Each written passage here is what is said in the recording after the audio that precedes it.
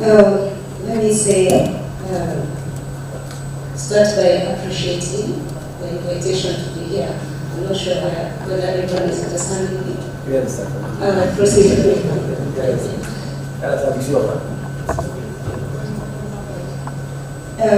My name is Rose. I'm here representing the Public Procurement Regulatory Authority of Kenya, and I really want to pass our appreciation to this invitation, and even just to be part of this and sharing our experiences together.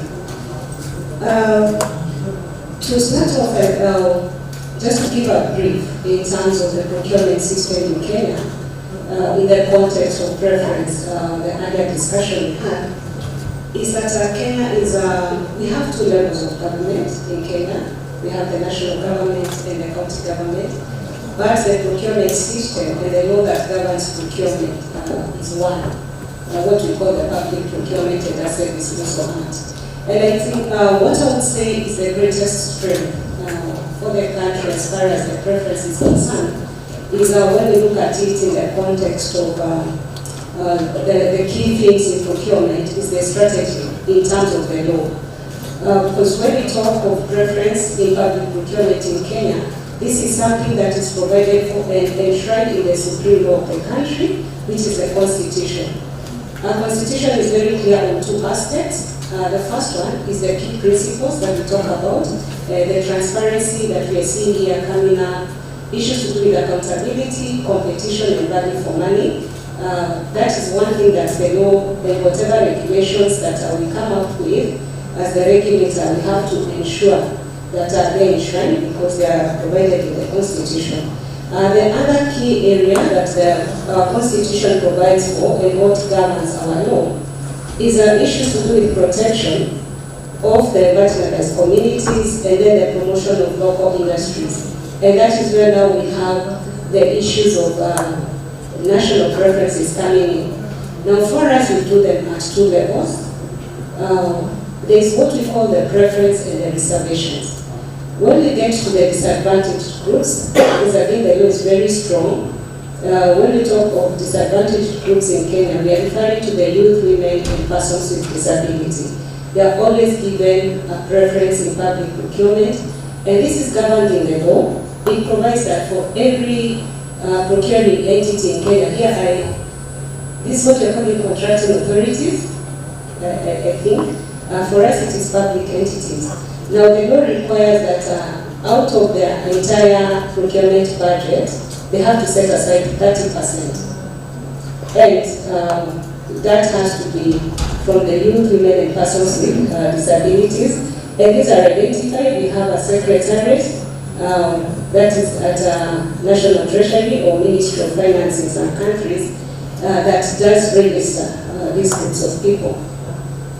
Then we have also, because under national preference, we are also promoting the local industries. And I want in Kenya, we are calling the Buy Kenya, Build Kenya. So the law is very strong on that.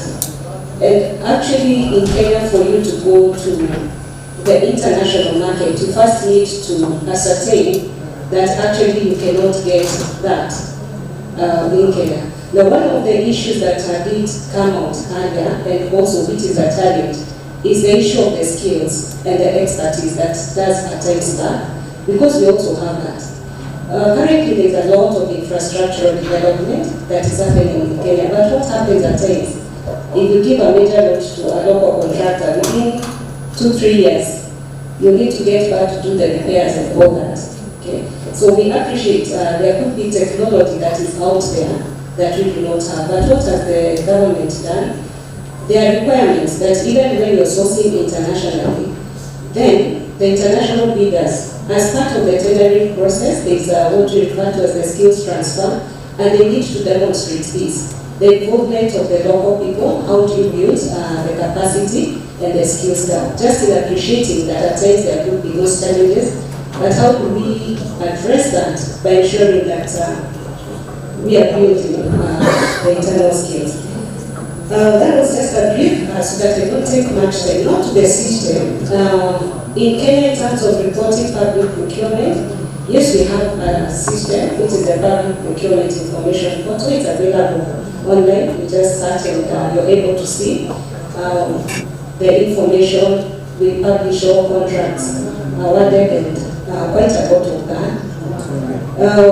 By just sticking to the theme of this, which is public procurement as a strategic development tool and the issue of fighting corruption, what would I say are the lessons that we have learned? When I look at this, especially we are talking of strategic development, I feel like at times we are quick to know what it is that we are suffering from. Maybe for us it's the high unemployment and all that. Then we come up with strategies, but without first thinking through the measurement aspect. How are we able to tell that we are actually achieving that? And I'm saying that in the context of the system. Because where we are at now, yes, we have the Public Procurement Information System, but it does not adequately enable us to measure. When we talk of national preference, can we confidently say that we have grown our SMEs from this level to this level? And so what we are doing now is that we are getting back and trying to identify which are the measurement parameters that we need to unfold and have a review of the system, so that whatever statistics and information that we are getting from that is able to adequately inform us on where we are heading. So I'm unfortunately not able to look at your system. It's largely in French and tell what is there. But in terms of lessons, and when we talk about strategic public procurement as a strategic development tool, is the need to think through the strategic management of this aspect. So you have your strategies in place, ensure that you have identified what are the measurables. Then how do you translate that to the data that you need, so that at any one time in terms of data availability from the system, you're able to measure that. We are also using the tool in terms of, again, because the thing also has an element to do with fighting corruption. It's trying to engage the citizenry in getting the information. One of the main, I would say, unethical practices that we have is where you're having various bidders. Maybe one bidder hearing, 20 names, 20 companies, and it is one and the same person. And in essence, what that means is that you need a competition. So we've gone ahead, I don't know whether it is here, in terms of even requiring the disclosure of the beneficial ownership. And all this information is included also in the portal, where now we are trying to invite the citizenry to participate and assist in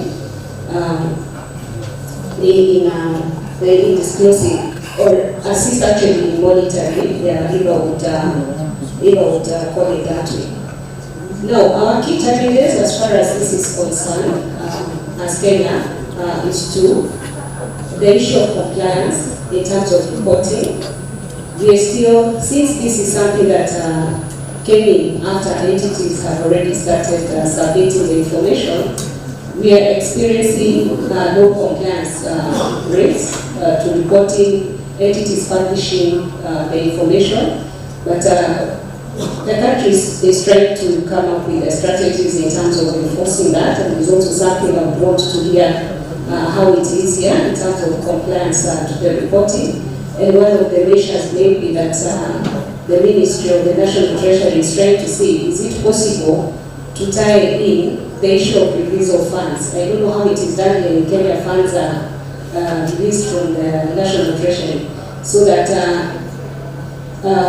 entities or contracting authorities, as we call them here, are given funds based also on their level of publication of contracts and all that. So we are reviewing the enforcement mechanism in our country, because that is what has found to be weak.